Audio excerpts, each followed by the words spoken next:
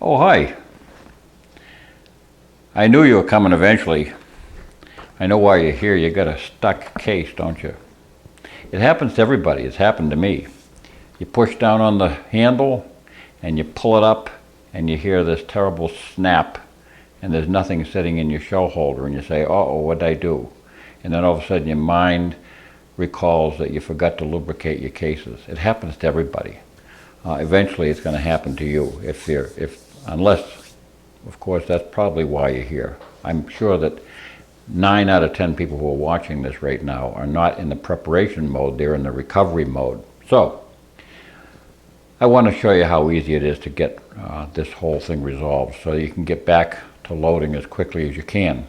Now, there are two primary types of systems that are out there to remove stuck cases. One is wicked easy, and the other one is just, you have to learn a few basic machinist. Okay, I'm going to purposefully get a couple of cases stuck. I'm going to get them stuck in two different kinds of dies. One is the standard type of die, which is a system used by RCBS and by most companies, whereby the stem is a separate threaded stem with a lock nut system, and the other one is the Lee die, and I'll get a case stuck in each one and show you the process for getting them both out. But before we do that, I'll show you what you need for the standard style die. First of all, have yourself you need to have a tap wrench. This is a very basic tool that you can get at the hardware store. I just made myself a makeshift. I had a piece of scrap steel. I drilled an oversized hole in it, bigger than 1/4 inch. It's got to be bigger than the screw I put through it. I'll show you. But I just had a thick piece of steel. You can also do the same thing with washers, with fender washers. Have yourself a large nut. This is about a 3/4 inch nut. That's just a spacer, and a 1/4-20 machine screw, machine bolt. You want a 1/4 inch, standard 1/4 inch twist drill, and a 1/4-20 tap. Now, you can buy these kits from any of the loading manufacturers like RCBS and stuff like that, but you'll find that you can buy this stuff a lot cheaper if you just go to your hardware store and assemble the stuff. You buy a very typical tap. You don't have to have, this one here is a coated tap. You don't have to have anything special. You're only going to be tapping into brass, which is very, very easy to do. You need to have a drill of some sort that can power that, or even you can use an old egg beater style drill. It doesn't make any difference, but that's all you need to get that system out. Now, that's not too complicated. I'll show you. The other system, all you need here is just a hammer and 2 wrenches, a half-inch wrench and a 3/4 inch wrench. That's all you need to have for the Lee system. Okay, so let's get at it. Let's see if I can get a couple of cases stuck in a hurry here. Shouldn't be too hard. Okay, so I forgot to use this. So I'm going to get my first case stuck, hopefully, in this RCBS style die. Now, I don't have an RCBS die or anything of that style in a 223 caliber, but I do have one in a 222 Remington. So what I'm going to do is I'm just going to run this 223 case into a 222 Remington die and resize it, and that's going to reform the case. But in this instance here, you can see right now it's resized it to 222 Remington. That one went in and out pretty quickly. I think it might take more than a couple to get it stuck. Well, it looks like maybe this one will do it. Nope. I'm still on the same system here. Things are getting a little bit squirrely though.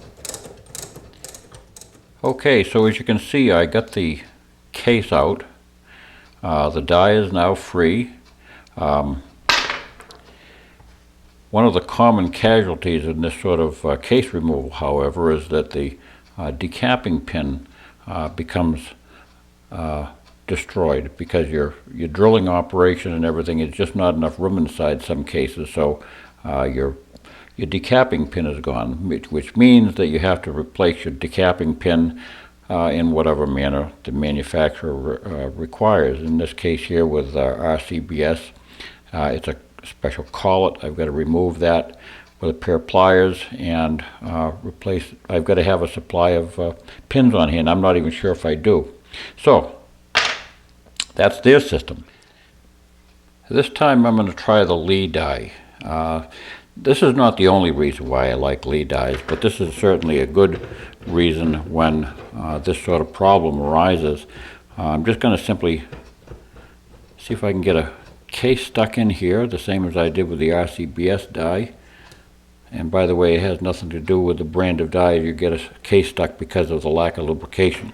All right, so I've got my die position. Let's give it a go. See, hopefully it won't take too many.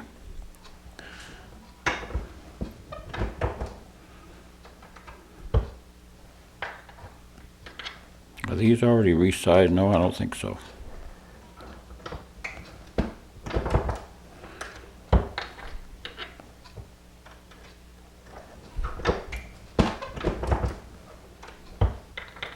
We're being stubborn.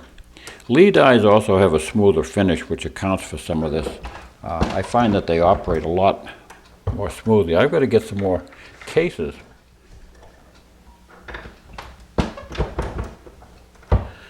I hope this gets stuck pretty soon here. Okay, we got one. It took about 5 or 6 cases, I think, but we finally got one. This is a much different system.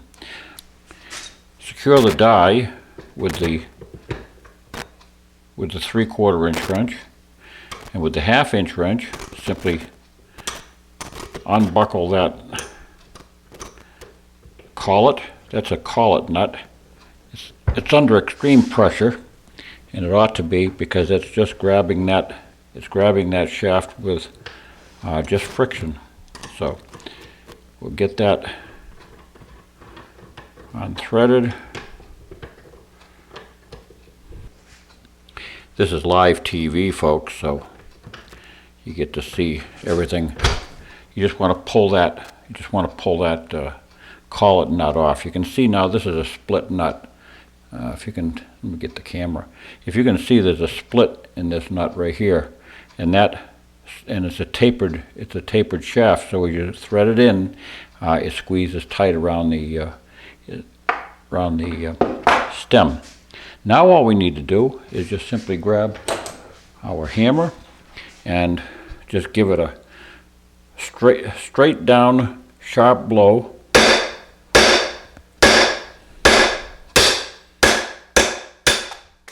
And that's all there is to it. Now remember, with the other system I had to drill and tap, thread it in, shim it, all these other things.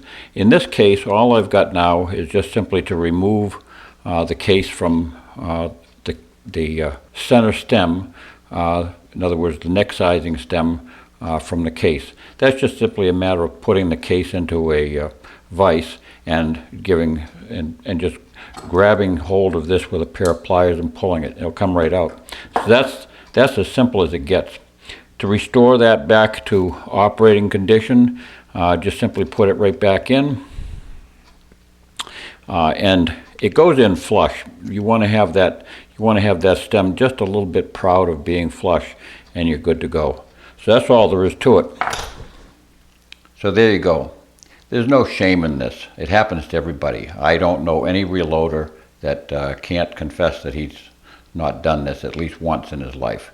It's very simple to do. Absent-mindedly, you just forget to do a batch of cases with the lubrication, and everything seems to be going swimmingly until you get to about the 4th or 5th case in most situations, and then bang, it just pops off, and you know you've done yourself some harm.